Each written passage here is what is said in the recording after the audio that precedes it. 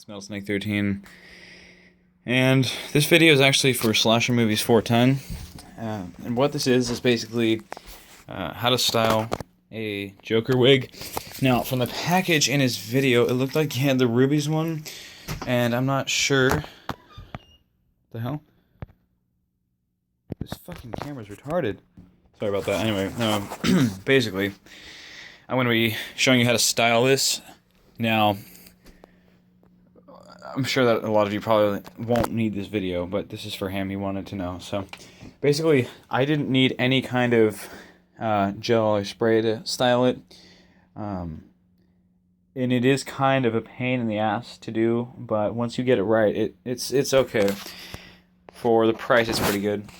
So basically, I just intentionally messed this up so that I was on the same page as him with his mask, or wig, sorry. You can see this is all crappy, and it is kind of a low quality hair. See, there's just kind of large strands of brown in there, but you can make this look decent. Basically, what you want to do is you want to locate this little bump right here, and it's not that bump, and it's not that bump. It's this one. It's the smallest one there is, and essentially, that is the... Shit, hang on. It's really hard to do this with one hand. That is the bottom of the hairline. Now, this still looks like garbage, and I'm going to explain why. You haven't styled it yet. The actual styling is super essential for this thing. You have to style it pretty damn well for it to look good. Now, unfortunately, I'm not going to show my face, but you would typically want to do this on your head because it's a lot easier. I happen to have a Heath Ledger Joker poster in my room, so I'll be using that for reference periodically, but I already pretty much know his hairstyle.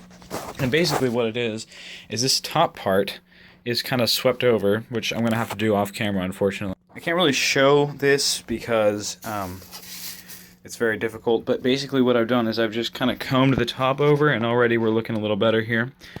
See, it's just combed over. I just ran my fingers through that a few times. You might have to pat it down occasionally just to get it completely right. But now we have this. Now it's onto the back, and the back, you're actually going to need an ear to style it totally accurately, because in the picture, which you can't see at all, unfortunately, he has it tucked behind his ear. And that's what you're going to need to do. You're going to need to tuck this section behind your ear, run your finger behind your ear a few times. I can't really show it, but I'll try to get it as best as I can without an ear.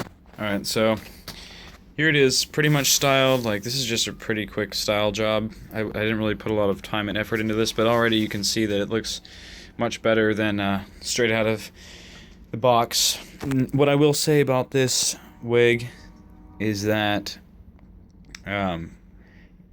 you're probably going to want some kind of bald cap or hairnet. Probably a hairnet would be best, but that's going to be probably necessary. Unless your hair is already pretty short, then you won't need one. But we're talking like buzz cut length, because I can tell you, I did a pretty cringy 8th grade film for my film elective, and I had to wear this thing because I was the Joker, and it kept slipping off so many times. So I'd suggest getting a hairnet and then fastening it down to the hairnet somehow, because it's just not going to really work very well. I mean, actually, no, you don't really need to fasten it. Well, I haven't tried it with a hairnet. Okay. I'll say that I haven't tried it with a hairnet, but I recommend you use one because I think that would be for the best. And you may need to fasten it down with duct tape or something, but I definitely recommend that. Unless, like I said, your hair is already a pretty short length. But basically, I've just been running my fingers through it and using a reference picture for how it's styled. Pretty much this side, the right side from the back, is it's swept back behind the ear, and then the top part just kind of flows over. You can see in this picture there's a little more curl, so something kind of hanging down, not like that. That's kind of seductive Joker. I can't really get it right, but I think you kind of get the idea. this mannequin head is really not good for displaying this thing. I mean, it's, unless you have a freakishly small head, or you're younger, or you're a female, this thing is fine. It's not gonna, you're not gonna have any problems. It's not gonna look weird and deformed like this. Unfortunately, I don't know where my male foam head is, which would have been at least a little bit better. But I think you kind of get the idea, hopefully, about how to style this thing. And you just gotta trust me that it looks much better when worn. Now, even if yours isn't mine, just pretty much the same process, but you might have to trim it down on this side, like you said. It is, I don't know. This is my wig. I thought you had a Ruby's one. If you did, that's great. That's fantastic. Just follow this video. But if yours is different, same process, just cut a little bit off the right. You shouldn't, it looks like the same wig, but you shouldn't need to use any kind of gel or anything, because it looks fine on its own. And if you were planning on wearing the, which you're probably not, but if you ever plan on wearing the mask from the beginning, it is totally compatible. So I thought that was something you might want to know. Anyway, thanks for watching this video.